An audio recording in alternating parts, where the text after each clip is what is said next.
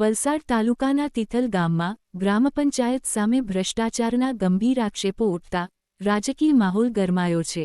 ગ્રામજનોએ જિલ્લા collector, ACB, મુખ્યમંત્રી કાર્યાલય અને વિજિલન્સ કમિશન સુધી લેખિત રજૂઆત કરીને આક્ષેપ કર્યો છે કે કેટલાક વિકાસ કાર્યોમાં લાખો રૂપિયાની ગેરરીતિ અને ખોટા બિલો દ્વારા સરકારી નાણાંનો દુરુપયોગ કરવામાં આવ્યો છે।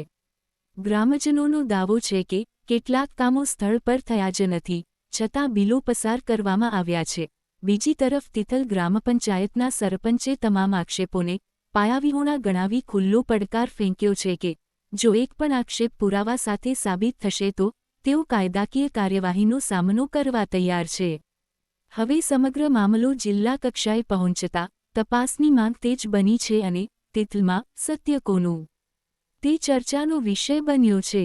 તિથલ ગામમાં ગ્રામ પંચાયતના વિકાસ કાર્યોને લઈને ભારે વિવાદ ઊભો થયો છે। ગામના કેટલાક આગેવાનો અને રહીશોએ દાવો કર્યો છે કે નાણાં, પાણી લાઇન અને અન્ય વિકાસ કાર્યોમાં ગેરરીતિ થઈ છે।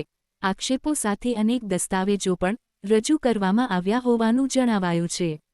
મામલો કલેક્ટર કચેરીથી લઈને એસીબી સુધી પહોંચતા ચર્ચાઓનો દોર શરૂ થયો છે।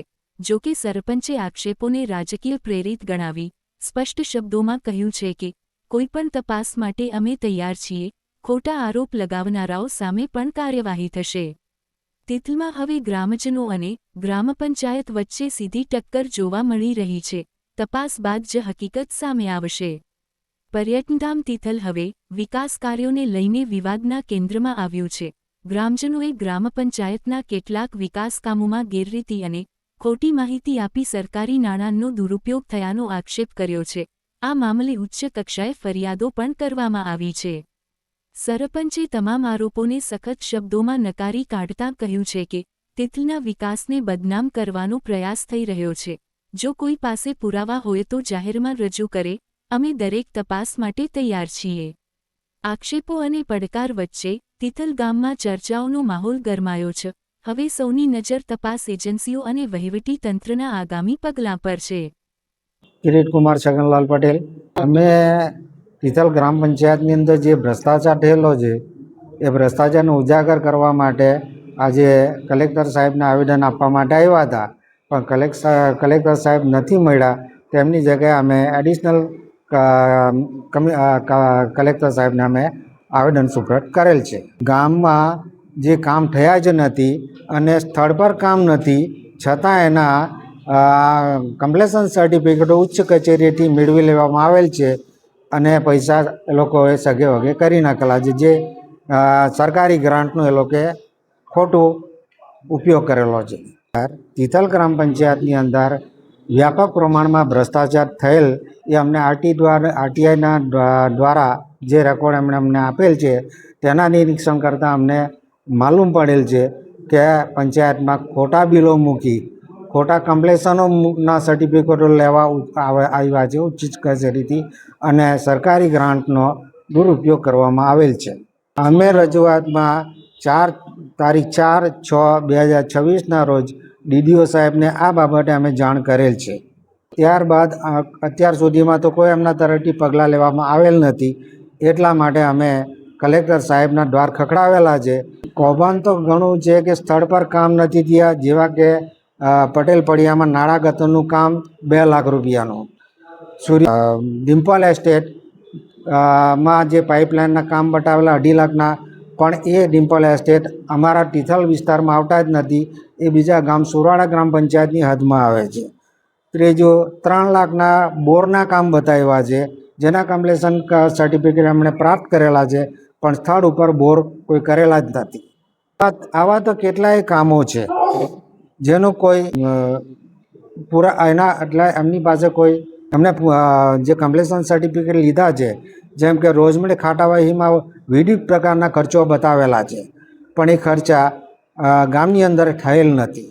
આ બાબતે સરપંચને તાત્કાલિક પદે આ વ્યાપક ભ્રષ્ટાચારના હિસાબથી એને સરપંચ પદેથી તાત્કાલિક એને રદ કરવામાં આવે, એમની પાસે ખાતાવાહી આપણે તપાસ કરવામાં આવે અને જે પૈસા જે ભ્રષ્ટાચાર થયેલો છે એ એમના જે મળે ત્યાં માણસો, એમના જે મદદ કરવાવાળા પંચાયતના સભ્યો એ બધા પરથી નાણાંની વસૂલાત વ્યાજ સાથે કરી અને સરકારશ્રીમાં જમા કરવામાં આવે અને સ્થળ ઉપર તો કામ થયા જ નથી. જે 2024ની અંદર કામનો કમ્પ્લીશન સર્ટિફિકેટ છે અને આજની તારીખમાં ત્યાં કામના ઉપર જે વિસ્તાર બતાવ્યો છે, જે સ્થળ બતાવ્યો છે, ત્યાં કોઈ જાતનું કામ થયેલ જ નથી.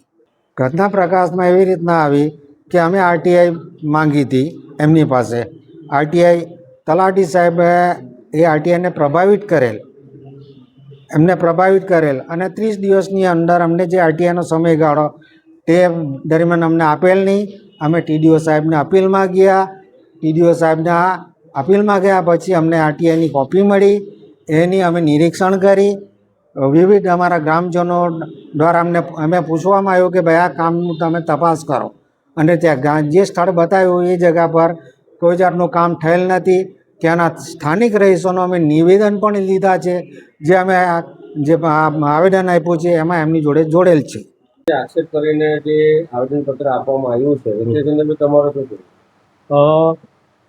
જે આવેદન આપવામાં આવ્યું છે એ સંદર્ભે મારે કહેવાનું એ થાય છે કે ટોટલ આક્ષેપો છે એ ખોટા છે અને પાયાવિહોણા છે. હાલ મારી પાસે જે આખી યાદી છે એમાં અસંખ્ય કામોની યાદી છે, પણ ટૂંકમાં હું જે પટેલ ફળિયામાં નાળા ગટરનું કામ છે એ હાલે થયેલું છે, એના મારા પાસે ઓથેન્ટિક પુરાવા છે. ડિમ્પલ એસ્ટેટમાં જે એમનું કહેવું છે કે ડિમ્પલ એસ્ટેટ મારા ગામમાં હદ વિસ્તારમાં આવતું જ નથી, પણ ડિમ્પલ એસ્ટેટ તરફ જતો રસ્તો અને સાંઈ લીલા સોસાયટીમાં આપણે એ પાણીનું કામ કરેલું છે.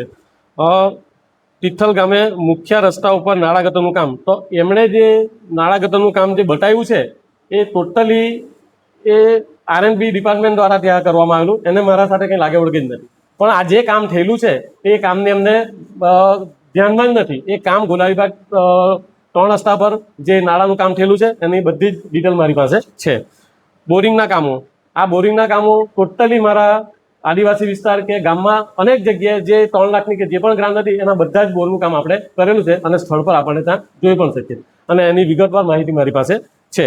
સૂર્યદર્શન સોસાયટીમાં બ્લોકનું કામ, સૂર્યદર્શન સોસાયટીમાં જે બ્લોકનું કામ હતું એ મારા ગ્રાન્ટની જે જોગવાઈ હતી એ મુજબ મેં કામ કર્યું, પણ સોસાયટી દ્વારા કોન્ટ્રાક્ટર સાથે વાત કરીને એ લોકોને જે 10 ફૂટના રોડના બદલે 15 ફૂટનો રોડ જોઈતો હોય તો એમણે એક્સ્ટ્રા પૈસા કોન્ટ્રાક્ટરને આપીને કામ કરાવેલું છે અને મારી ગ્રાન્ટ જે બી હતી મેં પૂરેપૂરી વાપરેલી જ છે.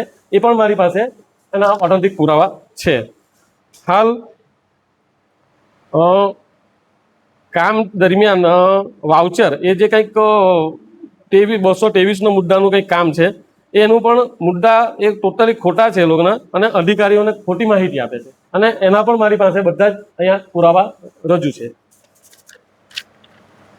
આવા મુદ્દાઓ વાઇઝ આપણે જઈએ તો અનેક કામો છે, એ હું તમને વિસ્તારથી કહી નહીં શકું, પણ જ્યારે પણ તમને મારે આપવાનું થાય કે જે તે લેવલે મારે અધિકારી સરકારી તંત્રને આપવાનું થાય તો બધી જ વિગતો હું આપવા તૈયાર છું અને બધા જ કામો સ્થળ પર બધા જ ગામમાં બધા જ કામો થયેલા છે અને આ લોકોની જે વાત છે, આક્ષેપો લાખ્યા છે એ ટોટલી પાયાવિહોણી છે. એ હું આ મારા ડોક્યુમેન્ટ દ્વારા હું સાબિત કરી શકું છું.